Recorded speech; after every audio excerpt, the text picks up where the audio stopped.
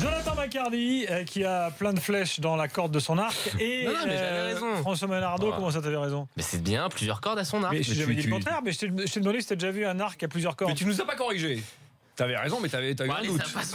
En fait, t'es tombé dans le piège. C'est ça, ouais. Allez, Philippe Auclair avec nous également, bien sûr, après la victoire du Real face à Manchester United en finale de la Supercoupe. On a parlé longuement du Real. On va maintenant parler de Manchester, qui, moi, m'a plutôt plu. Ah bon Bah oui, parce que ils ont su, à la fin de match, ils ont une fin de match en leur faveur. Ils ont failli égaliser à la fin. Moi, je les ai trouvés j'ai physiquement bien aimé. affûtés, mais du déchet, trop temporisé parfois, dans des mauvais choix de jeu.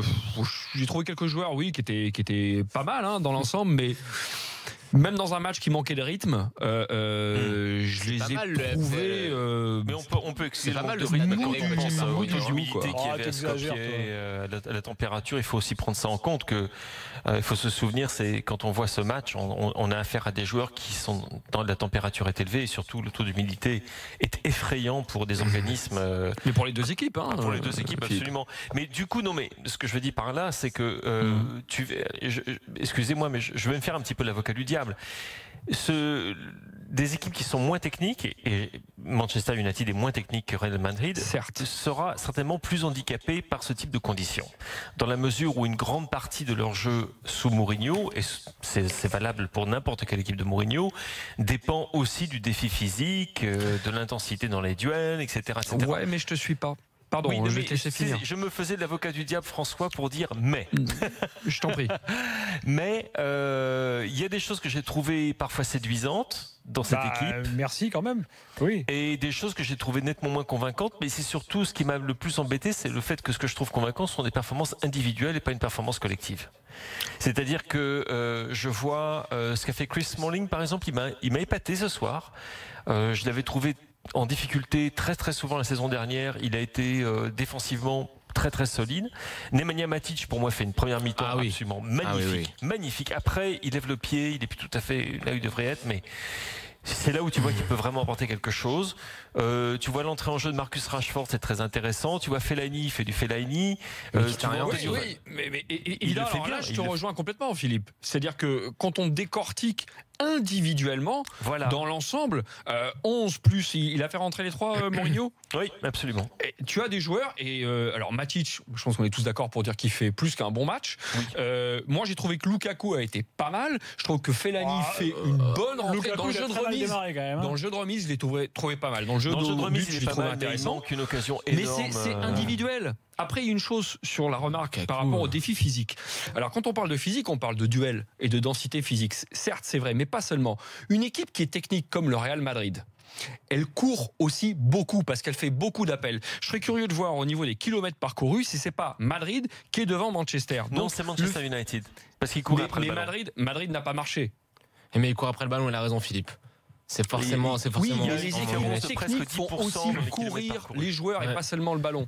Oui, mais c'est vrai que tu vois. Alors moi, ce que je te dirais, et là, je vais être un petit peu cruel, je vois la différence entre les déplacements, les appels d'un Isco, les kilomètres parcourus par un Isco et les kilomètres parcourus par un Pogba. Mais ça, c'est... Celui qui m'a fait de la peine ce soir, c'est Pogba. Oui. Parce que Pogba, il marche. Et parce que Pogba, il est pas bon en ce moment. Il y avait d'ailleurs des gros plans par moment du réalisateur. J'avais l'impression de voir un mec qui avait la trouille. Qui se disait mais qu'est-ce que je fais là quoi. Attends, vu le poste occupé par les deux, est-ce que tu peux comparer la distance parcourue par Isco et la distance parcourue par Pogba? Ils sont censés organiser le jeu. Pogba est un mec qui va être plutôt dans l'axe. Isco est un mec qui va être pas du tout. Pogba est sur le côté gauche d'un 4-3-3 sur le côté gauche, milieu gauche. Exactement. Mais les courses préférentielles de Pogba, elles vont vers où? L'idée de Mourinho. Non, mais attends, je vais t'expliquer ça, c'est pas compliqué. Herrera fait un match épouvantable ce soir au passage. L'idée de Mourinho, c'est que tu as un milieu à 3 avec Matic et Herrera qui sont là pour faire le sale boulot, la salle des machines, pour permettre à Pogba, qui est nominalement placé sur le côté gauche, d'avoir une grande liberté dans la façon dont il porte le ballon et dont il pèse sur le jeu. Tout à fait. Ce que l'on voit aujourd'hui, c'est un Paul Pogba qui avait cette liberté, mais qui n'a pas su quoi en faire. Et c'est ça, moi, qui m'inquiète un petit peu. Matic fait un grand match. Herrera n'est pas bon. Il fait pas. Il a été bien meilleur pour Manchester United que cela, et il est bien meilleur de toute façon. Mais je vois pas un Pogba qui me paraît complètement libéré par ça. Et ça m'embête d'autant plus que je pensais précisément que l'acquisition de Matic pouvait être le petit jeton qui allait faire déclencher la machine Pogba. Non mais je te rejoins assez, mais enfin, moi je pense que si tu veux comparer, compare Pogba avec Casemiro, pas avec... mais tu sais quoi sur Isco, moi je comprends un petit peu par rapport à Philippe sur une comparaison. C'est que c'est pas le même poste. Il y en a un, c'est un 8, l'autre c'est un organisateur, un 10. Numéro 10, sauf que tu as un 8, Paul Pogba, qui, je le trouve, et quand on le regarde et quand on voit ses matchs encore ce soir, se prend pour un 10 au bout d'un moment. C'est ça, exactement. Et quand il commence à se prendre pour un 10, et c'est là qu'il en fait toujours trop, et c'est là que son jeu est décousu. C'est un 8 de base, Pogba, il a un physique, il a plus qu'une technique de 8. Pogba, c'est pas un joueur qui peut prendre le jeu d'une équipe à son compte. On a voulu lui donner ses responsabilités aussi bien en équipe de France, aussi bien à Manchester, mais c'est pas un joueur qui a la qualité technique, je suis désolé. Enfin, c'est pas la qualité technique, ce n'est pas un joueur qui a la vision de jeu suffisante. Il a pas la lecture pour organiser du jeu, pour organiser le jeu collectif d'une équipe et surtout pour organiser le jeu d'une équipe. Donc en fait, je pense que c'est un peu de ça, c'est pas vraiment de sa faute, c'est les responsabilités qu'on lui donne qui sont supérieures à la largeur de ses épaules. Tu penses que Mourinho lui demande de jouer en 10 ? Il lui demande de prendre le jeu à son compte. Il connaît le ballon un peu plus que Pogba. Il lui demande de prendre le jeu à son compte. Philippe, c'est pas Pogba qui est censé être le maître à jouer de l'équipe ? Il est censé être celui qui fait la différence, le dynamiseur, le dynamiteur. Il est pas le maître à jouer en ce sens que ce sera. Il n'y en a pas de toute manière. Avec Mourinho, il y a rarement de maître à jouer dans l'équipe. Une chose intéressante, c'est que Matic avait un rôle. Curieusement, je regardais les stats aujourd'hui, je me suis rendu compte que Herrera et Matic étaient en fait des joueurs qui avaient énormément de passes décisives à leur bilan de Première Ligue la saison passée. Et je me disais, mais Pogba dans tout ça, ça doit être le joueur qui va apporter, c'est le perceur de ligne en quelque sorte. C'est celui que tu vas envoyer à l'attaque, par-dessus la tranchée, il va faire la différence, il va créer des espaces, et tout d'un coup tu auras des joueurs comme Mkhitaryan par exemple, qui est un joueur qui a énormément d'imagination et de ballon. Tu auras des joueurs comme Mata, que l'on verra dans cette équipe de Manchester United. Tu as un joueur même comme Rashford, qui a des qualités différentes, qu'on a vu d'ailleurs ce soir, lui aussi pour percer, pour transpercer, mais également il a de l'imagination. Pogba, c'est un peu celui qui crée le déséquilibre. Mais aujourd'hui, ce soir, il n'a pas créé le déséquilibre. Il a créé le déséquilibre plutôt dans son équipe. Et ça, c'est un vrai problème. Et Manchester United n'a pas été ridicule. Je veux dire, comparons quand même, n'oublions pas qu'on a affaire aux champions d'Espagne et champions d'Europe face au 5e du championnat d'Angleterre et vainqueur de la Ligue Europa. Il y a donc quand même un fossé entre ces deux équipes. Oui, et ce soir, il y a eu match. C'est ce que je voulais dire au départ. Il y a eu un match, et dans les 20 dernières minutes, moi, j'ai vu le moment où Manchester United, en appliquant un jeu très simpliste, pouvait peut-être arriver à 2 parties. Mais ils ont un brin vendangé quand même de 30 occasions. Moi j'ai une question. Alors vas-y, ensuite on accueillera Mohamed au 32-16. J'ai une question à te poser. Vraiment, j'ai pas de réponse. C'est vraiment anodin. C'est pas pour. J'ai aucune idée derrière la tête en te demandant ça. Est-ce que tu penses pas que Manchester a une équipe parfaite pour jouer la Première Ligue avec Lukaku, Pogba, Smalling et compagnie, mais que du point de vue du style, c'est forcément voué à l'échec sur la scène européenne en Ligue des Champions? Tu parles de qualification en poule quand même. Je t'avouerai, j'y pense et j'y ai pensé pendant le match et après le match. J'ai pas encore de réponse, et une des raisons pour lesquelles j'ai pas encore de réponse, c'est que c'est pas un effectif de Manchester United au complet et qu'on parle de Manchester United au mois d'août. Dans un match qui est quand même un match amical puissance 2, hein, on est d'accord? Ah non, moi je suis pas d'accord. Pardon, mais ça me rappelle Denisot qui en prend 6 à Paris en 96 et qui dit qu'il avait considéré comme un match amical. Bon, je referme la parenthèse. Non mais pour Mourinho, c'est jamais un match amical. C'est pour ça que je disais puissance 2, j'aurais peut-être dire puissance 10. C'est un trophée au bout. Jamais, surtout quand c'est un trophée qu'il n'a jamais gagné. Hein. Et contre le Real en plus. Et contre le Real en plus. Donc on est d'accord. Donc c'est plus un match amical. Merci les amis. Donc c'est plus un match amical, c'est un voilà. Je te parle vraiment de style, hein, pas de préparation, de forme physique. C'est vraiment le style et les qualités intrinsèques des joueurs. Là, par contre, je suis pas totalement en désaccord avec toi. Je suis pas en désaccord, mais j'attends de voir ce qu'il va en faire dans 3 mois. On est qu'au mois d'août, et encore une fois, tu as un joueur aussi important que Eric Bailly qui manque. Pour moi, c'est un joueur crucial dans cette équipe de Manchester United. Ce sera quoi la charnière, du coup? Bonne question. Lindelof, Bailly, Lindelof, enfin... Lindelof, non, à mon avis, il vire très très très vite parce que je l'ai trouvé encore une fois un petit peu dépassé par les événements, dirons-nous, dépassé par la dimension de ce dans quoi il est arrivé. Bailly ne l'est pas. Non, Smalling, moi je l'ai trouvé plutôt bon, mais je serais plutôt d'accord avec toi que c'est une équipe qui en ce moment pourrait faire beaucoup de dégâts en première ligue, mais je pense également que dans la tête de Mourinho, s'il a donné tellement pour gagner cette Ligue Europa, n'oublions pas qu'ils ont joué 15 matchs pour gagner cette Ligue Europa. C'est pas pour laisser partir la Ligue des Champions pour rien. Il y tient comme c'est son bébé. Tu imagines pour José Mourinho gagner une 3e Ligue des Champions? Bien sûr. Oui. Alors, accueillons Mohamed, s'il vous plaît, qui est supporter de Manchester. Mohamed, bonsoir.